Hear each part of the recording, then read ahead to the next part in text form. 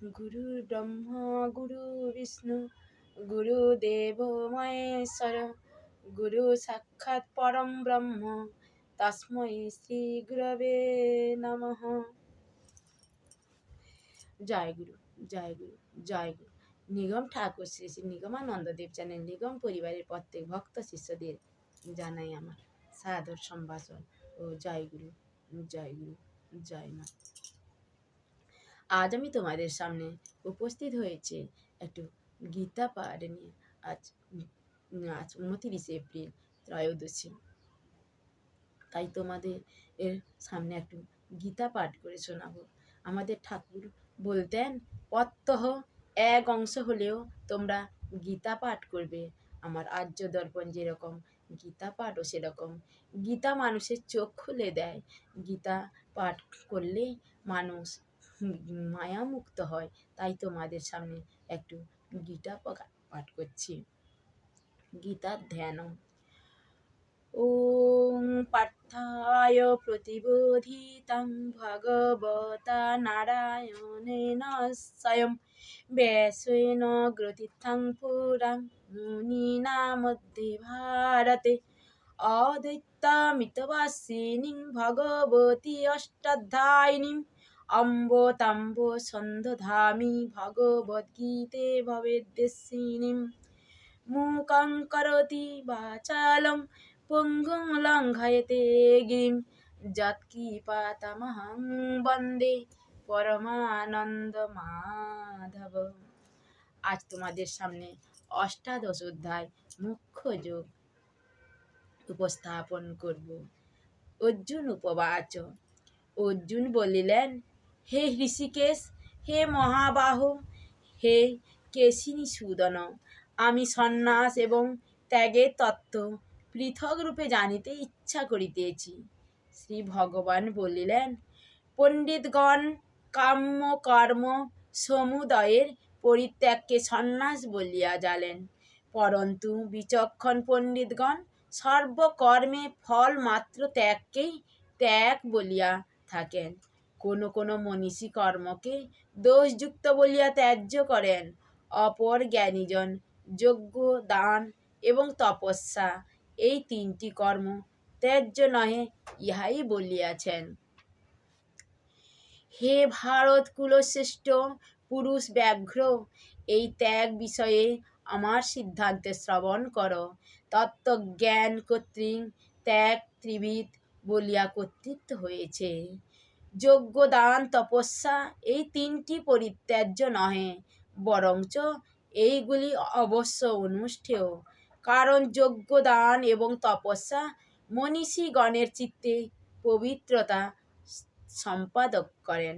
হে পার্থ, আরও এই সকল কর্ম কর্তৃত্বাভিনিবেশ এবং ফল কামনা ত্যাগপূর্বক অবশ্য কর্তব্য।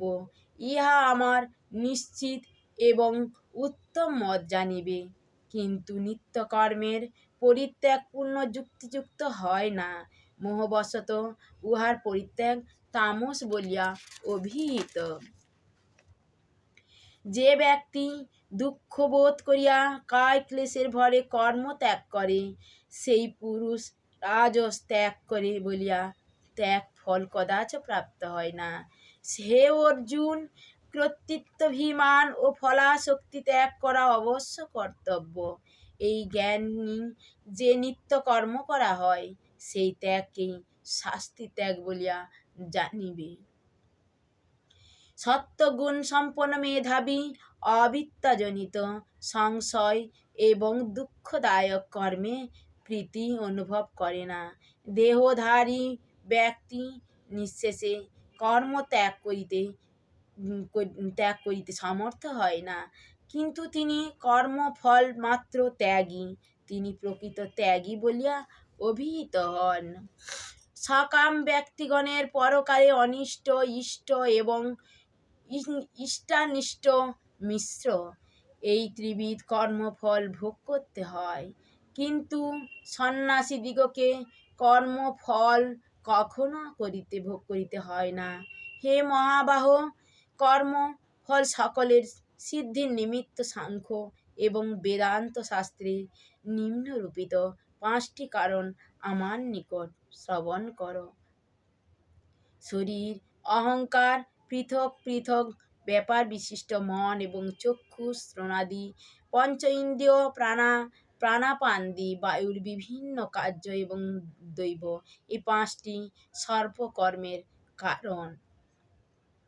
শরীর, বাক্য এবং মনের দ্বারা মানুষ যে ধর্ম বা অকর্ম করে, পূর্বোক্ত এই 5টি তাহার কারণ।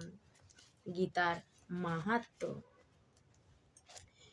বরাহ পুরাণোক্ত শ্রী শ্রী গীতার মাহাত্ম্য। ওম নমো ভগবতে বাসুদেবায়। ধরা উপবাচ। ধরিত্রী দেবী বললেন, হে ভগবান পরমেশ্বর, হে প্রভু, প্রারব্ধ কর্মের ফলভোগকারী মানবের কিরূপে অচলা ভক্তি হয়, আমাকে দয়া করিয়া বলুন।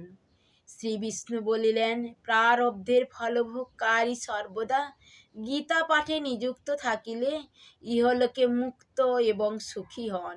তিনি কোনো কর্মে কখনো লিপ্ত হন না। জল যেমন পদ্মপত্রকে স্নিগ্ধ করিতে পারে না, সেইরূপ যিনি গীতার ধ্যান করেন তাহাকে মহাপাপ অতিপাপও স্পর্শ করিতে পারে না। যে স্থানে গীতা গ্রন্থ থাকে এবং যে স্থানে গীতা পাঠ হয়, সেই স্থানে প্রয়াগাদি সকল তীর্থ বর্তমান থাকে। সেই স্থানে গীতা পাঠ হয়, সেই স্থানে সমস্ত দেবতা, ঋষি, যোগী, সর্প, নারদ, উদ্ধব এবং পার্শ্বদগণের সহিত গোপাল ও গোপিকাগণ আসিয়া উপস্থিত হন। হে ধরা দেবী, যে স্থানে গীতার আলোচনা এবং পঠন পাঠন শ্রবণ হয়, সেই স্থানে আমি সর্বদা নিঃসন্দেহে নিবাস করিয়া থাকি। আমি গীতাকে অবলম্বন করিয়া বাস করি। গীতা আমার উত্তম গৃহ। গীতা জ্ঞানকে অবলম্বন করিয়া আমি ত্রিলোক পালন করিয়া থাকি। হরে কৃষ্ণ, হরে কৃষ্ণ, হরে কৃষ্ণ। জয় গুরু, জয় মা। এই ছিল আমার আজকের পাঠ উপস্থাপনা। পুরো তোমাদের কাছে তো শেয়ার করতে পারবো না, কারণ যথেষ্ট সময় লাগবে। তাই ক্ষুদ্র পাঠের মাধ্যমে তোমাদের কিছুটা হলেও মায়ামুক্ত করার চেষ্টা করলাম। আমরা সাংসারিক জীব, যখনই রাত পোহালেই রাতে দিনে সবসময় আমরা মায়ামুক্ত হতে চাই, কিন্তু আমরা হতে পারি না। তবে ওই সব ধর্মগ্রন্থ পাঠ করে যদি একটু আমাদের মনের মধ্যে জ্ঞানের উদয় হয়, তাই এই পাঠ উপস্থাপনা। যদি ভালো লাগে লাইক, শেয়ার ও কমেন্ট করে জানিও। ও নতুন ভক্ত শিষ্যরা, বন্ধু, মাতা পিতা ও নিগম পরিবারে যোগ দেওয়ার জন্য সাবস্ক্রাইব করে আমার পাশে থেকো। জয় গুরু, জয় মা।